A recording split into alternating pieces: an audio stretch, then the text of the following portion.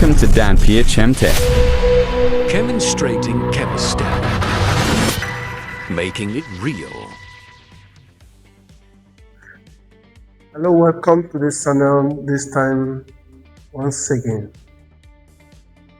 Now I want to consider a very important subject matter in chemistry practical. Now, in your elementary chemistry, like secondary school O level, you have been introduced to separation techniques and also methods of purification. And anytime you are trying to separate a component from a mixture, you are trying to purify that particular component. Now, in organic chemistry proper, now one of the things to determine the purity of a substance is the physical properties of that substance, like the boiling point, melting point, and other physical parameters. So in this experiments, I will talk about boiling point.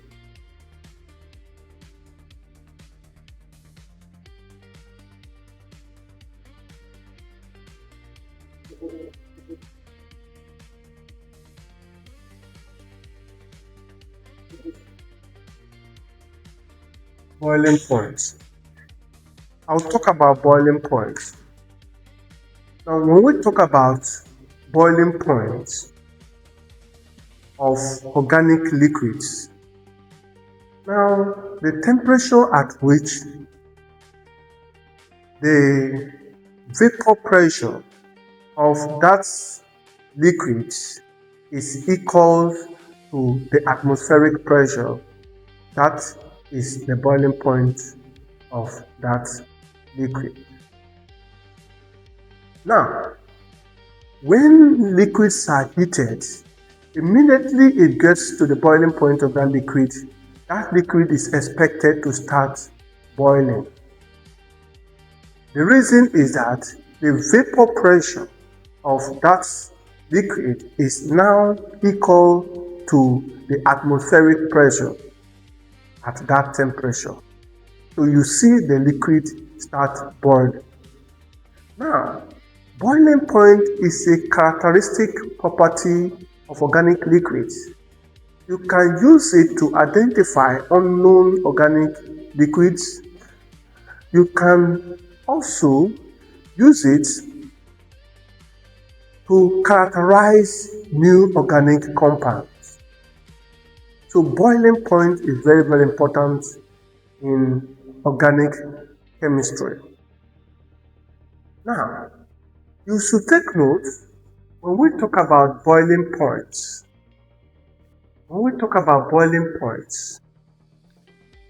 Every substance or liquid has its specific boiling point.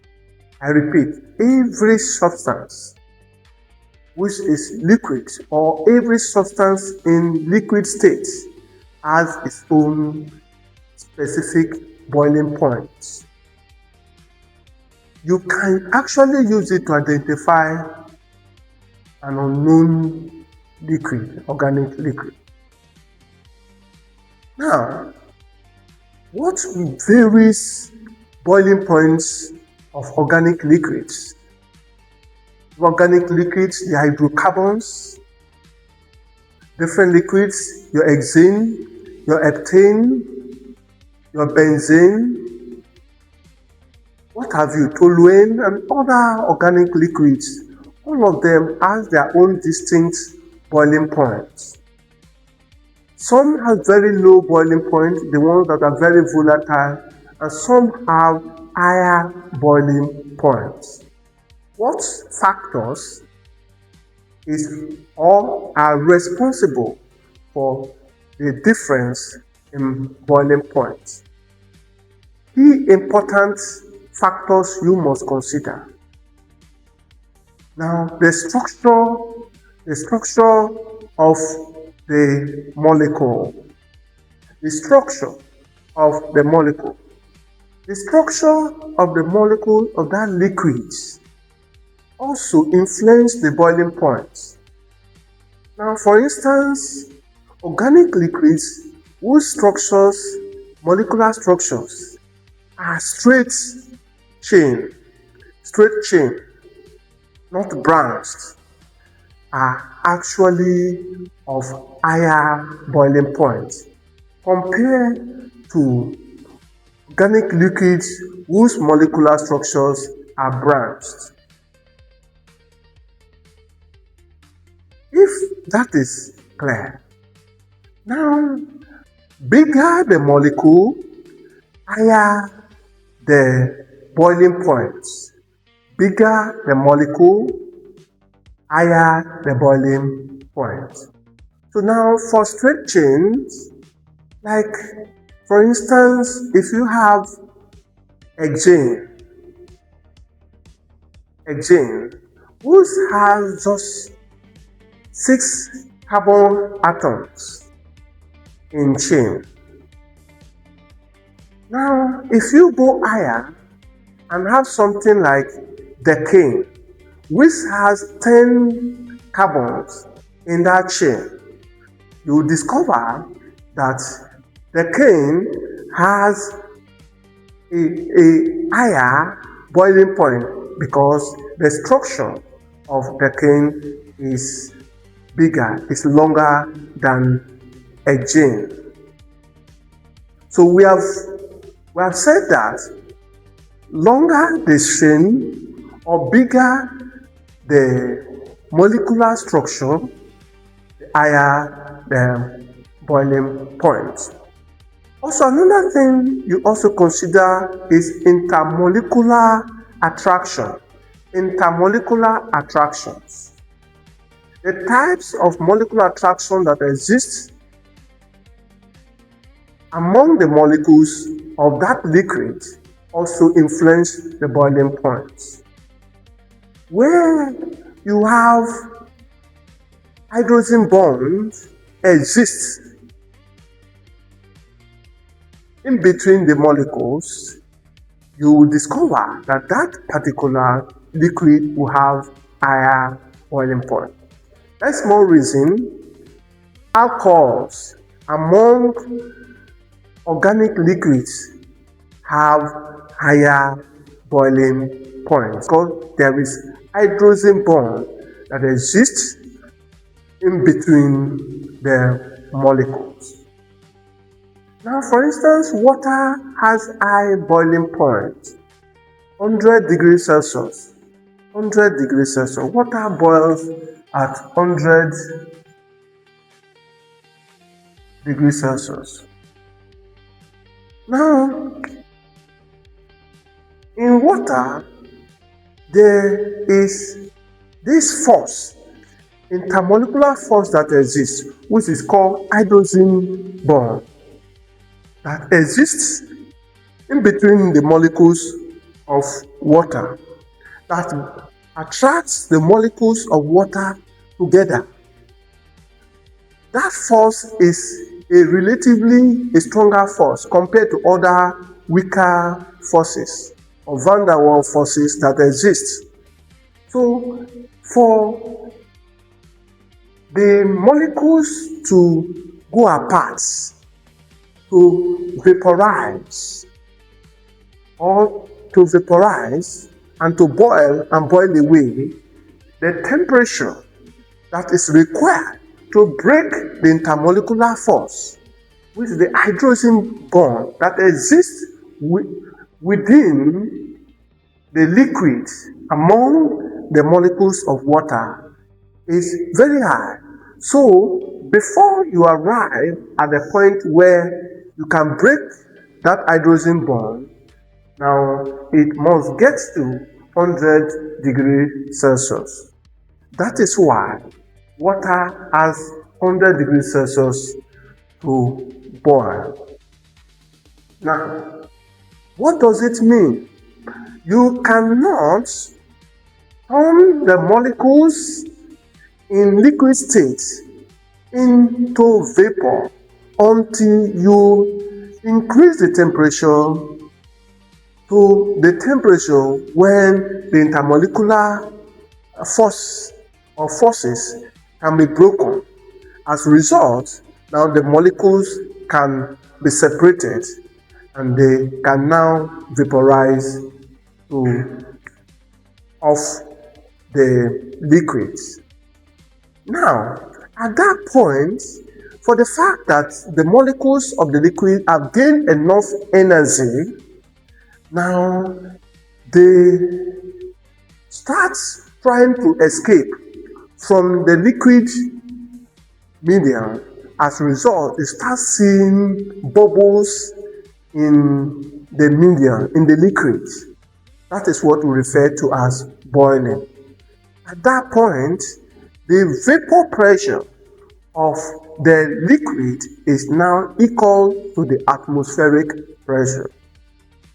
Now, having taken note of that, I've talked about molecular size as a factor that affects boiling point. I've talked about intermolecular attraction. And then another thing I've also talked about is structure. I've also said organic liquids that have molecules that are straight chain has higher boiling point compared to molecules of branched chain. Now, having said that, now how do we determine boiling points? How do we determine boiling point? We have two methods to determine boiling point. We have macro methods.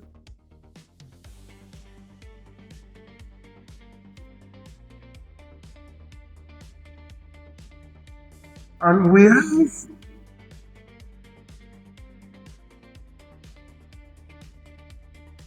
micro methods. We have macro methods, we have micro methods. But in this discussion or this video, I will be more concerned about micro methods. Now, the organic liquid before you that you want to determine the boiling point, if you have enough quantity of it, you can actually use the macro methods. Now, the micro method is employed where the quantity or the volume of organic liquid you have is not enough to apply or to use this method to determine the boiling point. You now make use of what we call micro method. Now, the micro method, if you have 3 ml of the liquid, you can determine the boiling point. Even less than 3 ml, you can determine boiling points. Now, let's, for instance, you have 3 ml of the organic liquid. You can use the micro method is actually employed when the volume of organic liquid is not enough to use the macro method. Then you employ the micro methods. If you have few mils, like 2 mils or 3 mils of the organic liquid, or even some drops, you can actually use the micro method. If you have few drops of the liquid, then the test tube you are using should be a very small test tube, so that the 6 drop or the 5 drops you had will not at least should rise to, in the test tube, to the level of the test tube. to the level of the test tube so that it can help you to determine the boiling point of that liquid. But if in a case where you have like up to 3 meals, you can make use of 3 meals to use the micro method to determine the boiling point. Now, we can go to the lab to use to demonstrate. We can go to the lab to demonstrate the micro method of determining boiling points of organic liquids. Please, I want you to pay attention in every step.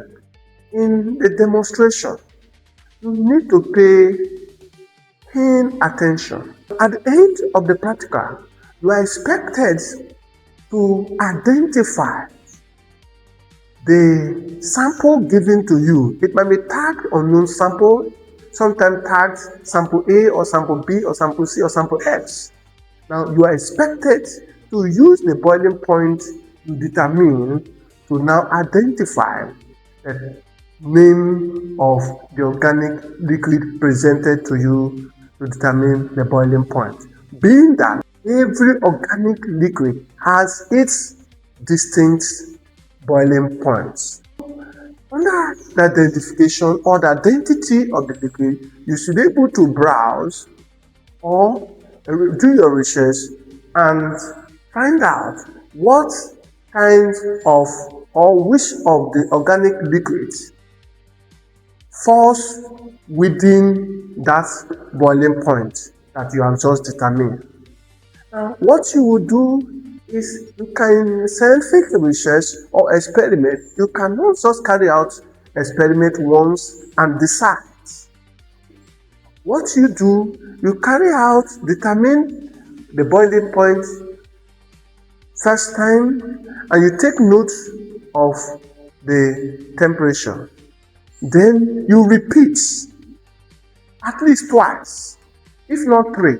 Then you take the average of the 3 or the 2 readings. That will now be the boiling point of that liquid. That will be the boiling point of that liquid. So we can go to the laboratory for the demonstration.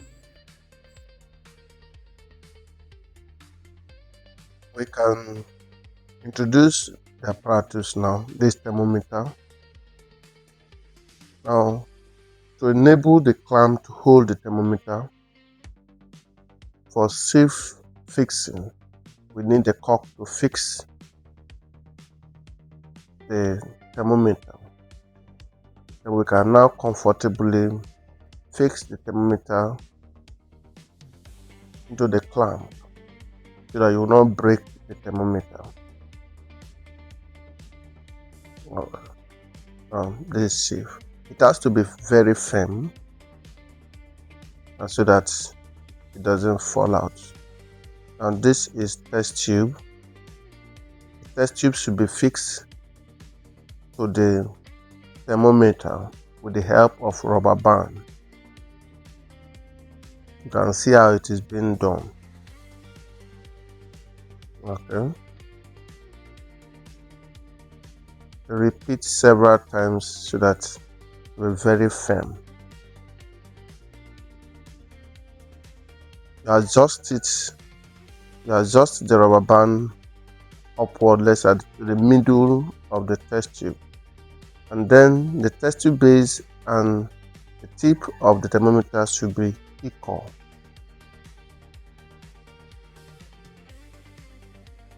The next is the capillary tube preparation. Now, the capillary tube is a tube where both ends are open, but one side stains red. You need to seal that end, that red end. Put it in the blue flame and you keep heating it and you rotate it. Like you rotate it to make sure all sides are exposed to the fire equally. After some time, you see the tip of it forming ball-like shape, and then When that is in, you remove it and observe it. If you have seen that that end is completely sealed, then you are good to go. Now our capillary tube is ready. Now the next thing, we measure the volume of the sample. The volume of the sample. In this case, we just need a 10 ml measuring cylinder to measure just 2 ml or 3 ml of the sample. Since we have enough of the sample to give us 3 ml or 2 ml, so you can measure 3 ml, but I'm taking 2 ml here now. Now this is exactly 2 ml. Yes.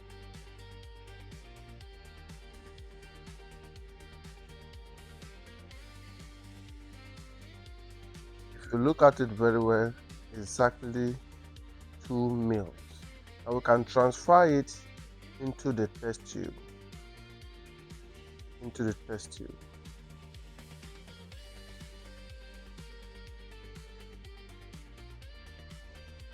Okay. Having done that, look at the level of the sample. Look at the level of the sample. Now we need to introduce the capillary tube.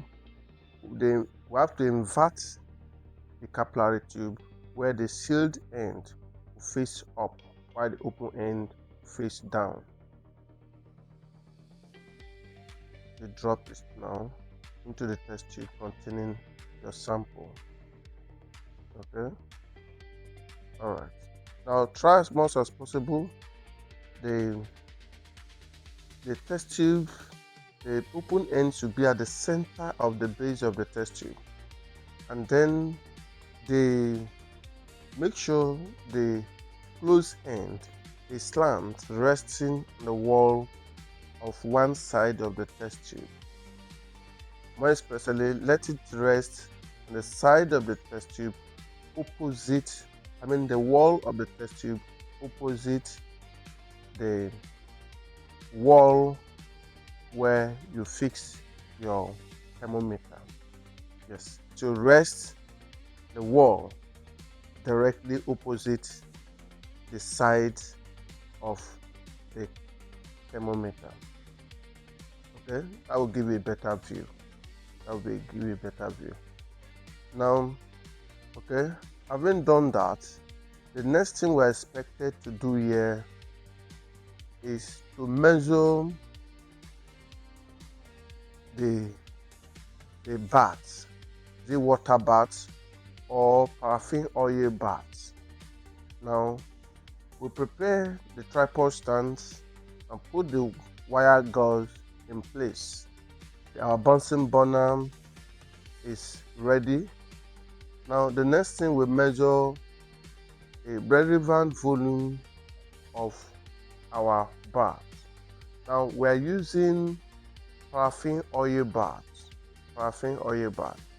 Now you can be giving water or any other transparent colorless liquid that the boiling point is far above the boiling point of the sample you want to determine. That can be used also. So now, but in this experiment, I'm using paraffin oil. I'm measuring 50 ml of paraffin oil. I'm transferring it to 100 ml beaker.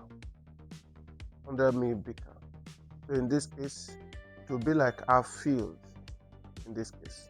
But if you are using 25 if you are using 250 ml beaker, then you have to measure like 100 ml of the liquid for your bath. Now, please observe carefully.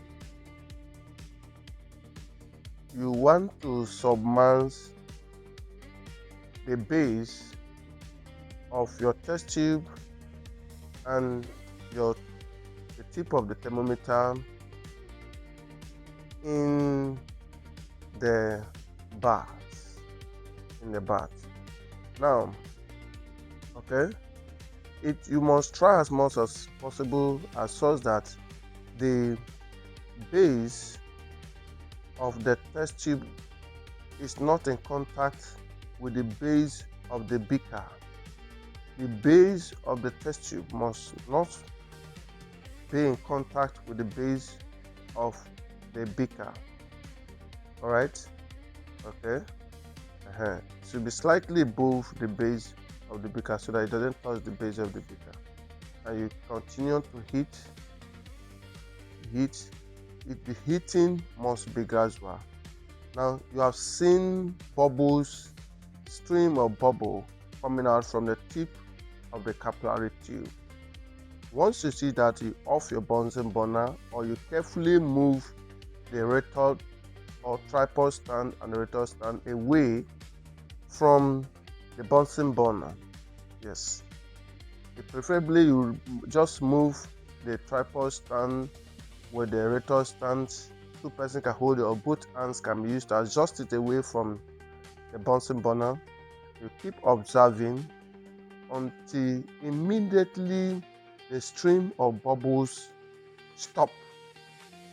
You quickly read the reading at the thermometer, and that is the boiling point of the liquid. You keep observing. Your eyes should be on the experiment. But if you don't know when it stops, then you'll not be able to know exactly at what temperature it stops. Look at it, slow down. Now you quickly refer to it now. Look at the thermometer reading. This is 57 degrees Celsius. 57 degrees Celsius. Now, each of the sublines of the thermometer,